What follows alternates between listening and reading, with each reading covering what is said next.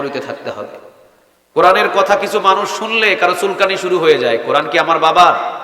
কথা বলেন, কোরআন কি আমার বাবার? আবু বকরের মতো ঈমান নিয়ে যদি মাহফিলে বসেন ঈমান বেড়ে যাবে। আবু জেহেলের মতো যদি ঈমান নিয়ে বসেন কোরআনের কথা শোনার পরে চুলকানি বেড়ে যাবে। কথা বলেন না কেন? রাসূল কোরআনের কথা যখন মক্কায় বললেন আবু বকরের ঈমান বাড়লো, আর রাসূলের বাড়ির পাশে আবু জেহেলের চুলকানি বেড়ে গেল। ঠিক না ঠিক? একজন গেলেন জান্নাতের দিকে, আরেকজন গেলেন। বাংলার জমিনের ভিতরেও কিছু মানুষ কোরআনের কথা শুনলে তাদের কলিজাটা শীতল হয়ে যায়, জান্নাতের দিকে রওনা দেয়। আর কিছু মানুষ চুলকানি বেড়ে গিয়ে জাহান্নামের দিকে উল্টাপাল্টা কথা বলে রওনা দেয়। চিৎকার দিয়ে বলেন ঠিক না ঠিক? কোরআন আমাদের 16 আনা মানতে হবে। অর্ধেক মানবো, অর্ধেক ছেড়ে দেব। এই জন্য কোরআন নাজিল হয় নাই, এই জন্য এই গ্রন্থটা আমাদেরকে দেন নাই। আওয়াজ দিয়ে বলেন তিনি কে?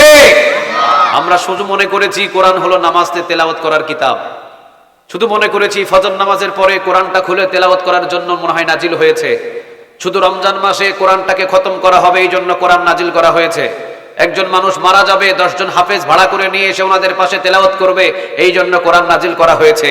নো, কোরআন মৃত মানুষের জন্য নয়, কোরআন এসেছে জীবিত মানুষকে সোজা করে জান্নাতে নিয়ে যাওয়ার জন্য। ঠিক না ঠিক? কোরআন এসেছে জান্নাতে নিয়ে যাওয়ার জন্য আপনাকে। তো এই কোরআন থেকে আমরা যদি আলোচনা শুনি আমাদের ঈমানটাকে বৃদ্ধি করে দিবেন কে বলেন তো দেখি? ইন্নামাল মুমিনুনা আল্লাযীনা ইযা যুকিরাল্লাহু ওয়াজিলাত কুলুবুহুম ওয়া ইযা তুলিয়াত আলাইহিম আয়াতুহু যাদাতুহুম ঈমানা ওয়া আলা রাব্বিহিম ইয়াতাওয়াক্কালুন। ঈমান আপনার বেড়ে যাবে, ঈমান বাড়তে বাড়তে এমন পর্যায়ে ঈমান বেড়ে যাবে ও পৃথিবীর কারো পরোয়া করবে না, ও শুধুমাত্র একজনের পরোয়া করবে। আওয়াজ দিয়ে বলেন কে তিনি? আমরা কার উপরে ভরসা করি? আরো জোরে একটু আওয়াজ দিয়ে বলেন কার? তো ঈমান বাড়বে কোরআন শুনলে, ঈমান বাড়বে কোরআন তেলাওয়াত করলে, আমাদের সম্পর্কটা হবে কোরআনের সাথে ইনশাআল্লাহ। আপনাদের ঘরের ভিতরে মনে হয় রেহেল থাকে। সূরা ওয়াকিয়ার 77 নম্বর আয়াতে আল্লাহ বলছেন ইন্নাহু লাকুরআনুন কারীম ফি কিতাবিম মাকনুন লা ইয়ামাসসুহু ইল্লাল মুতাহহারুন। কোরআনের সাথে যাদের সম্পর্ক হবে তাদের সম্মান মর্যাদা পৃথিবীর মানুষ নষ্ট করতে চাইলেও আমি আল্লাহ তাদের সম্মান মর্যাদা আকাশচুম্বী করে দেব। চিৎকার দিয়ে বলেন আল্লাহু আকবার। জেলখানায় ঢোকালে, হামলা দিলে, মামলা দিলে, অপমান করলে মানুষের সম্মান কমে। 13 বছর পর্যন্ত একজন কোরআনের খাদেমকে জেলখানায় রাখা হয়েছিল, ওনার সম্মান তারা চেয়েছিল ছিন্ন বিচ্ছিন্ন করে দেওয়ার জন্য, পারছিল না? কথা বলেন পারছিল? কোরআনের খাদেম যে হয় তারা চাই সম্মান বিচ্ছিন্ন করতে, সম্মান কমাতে। আল্লাহ বলেন আমি যদি সম্মান বাড়াই পৃথিবীর কারো ক্ষমতা নাই সম্মান কমাতে পারে। ঠিক না ঠিক? ওয়াতুইজ্জু মান তাশা ওয়া তুযিল্লু মান তাশা বিয়াদিকাল খায়র ইন্নাকা আলা কুল্লি শাইইন কাদির। ইজ্জত পৃথিবীর কেউ দেয় না, ইজ্জত আল্লাহ সুবহানাহু ওয়া তাআলা দান করেন। কোরআনের সাথে যদি আমাদের সম্পর্ক হয় সম্মান বাড়ে। ঘরের ভিতরে দেখবেন 50 টাকা দিয়ে একটা রেহেল কিনে নিয়ে এসে প্রতিদিন কোরআনটাকে খুলে খুলে তেলাওয়াত করা শুরু করে মা বোনেরা ভাইয়েরা। আছে? কথা বলেন আছে?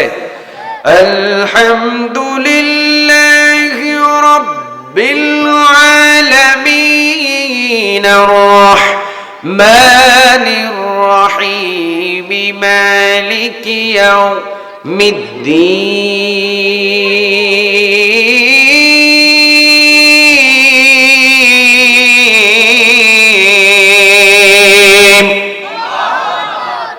প্রতিদিন কোরআনটাকে তেলাওয়াত করা শুরু করে। কখনো যদি রেহেলের সাথে লাথি লাগে সাথে সাথে রেহেলকে সালাম করে, চুমা করে, এমন ইতিহাস আপনাদের এলাকায় আছে না নাই? প্রতিদিন এই যে সোফার সেটের ভিতরে লাথি লাগে, খাটের সাথে লাথি লাগে, ওয়ারড্রপের সাথে লাথি লাগে, কোনোদিন কোনো কাঠে সালাম নাই। 30 টাকা দামের রেহেলের সাথে পায়ে একটু টাচ হলে সাথে সাথে সালাম করে। বুঝতে হবে 24 ঘন্টা ওই 30 টাকা দামের রেহেলের সাথে সম্পর্ক রেখে দিয়েছেন। আওয়াজ দিয়ে বলেন তিনি কে? রেহেলের সাথে কোরআনের 24 ঘন্টা সম্পর্ক রাখার কারণে আজকে রেহেলের 30 টাকার সম্মান কে বৃদ্ধি করেছেন? আর একটু জোরে বলেন কে? তা আমাদের সম্পর্ক যদি কোরআনের সাথে হয় সম্মান বাড়বে। কথা বলতে হবে তো, সম্মান বাড়বে। কে বাড়াবেন? আর একটু জোরে বলেন কে? এই কোরআনের ভিতরে সর্বশেষ এবং সর্বপ্রথম সূরা আছে তার মাঝখান বরাবর 95 নম্বর সূরা আল্লাহ রাব্বুল আলামিন আমাদেরকে দান করেছেন। আল্লাহ রাব্বুল আলামিন 95টা সূরা 95 নম্বর সূরা দিয়ে আল্লাহ রাব্বুল আলামিন সূরাতুত তিন নামক একটা সূরা দিয়ে আল্লাহ রাব্বুল আলামিন মানুষদেরকে কত সুন্দর করে বানাইয়েছেন, এই সুসংবাদটা আমাদেরকে জানিয়ে দিচ্ছেন। আওয়াজ দিয়ে বলেন তিনি কে? সূরাটার নাম হলো সূরা ৩। সূরাটার নাম কি? একটা ফলের নামে একটা সূরা। আল্লাহ রাব্বুল আলামিন বলছেন ওয়াত-তিনি ওয়াজ-যাইতুনি ওয়া তুরি সিনিনা ওয়া হাদাল বালাদিল আমিন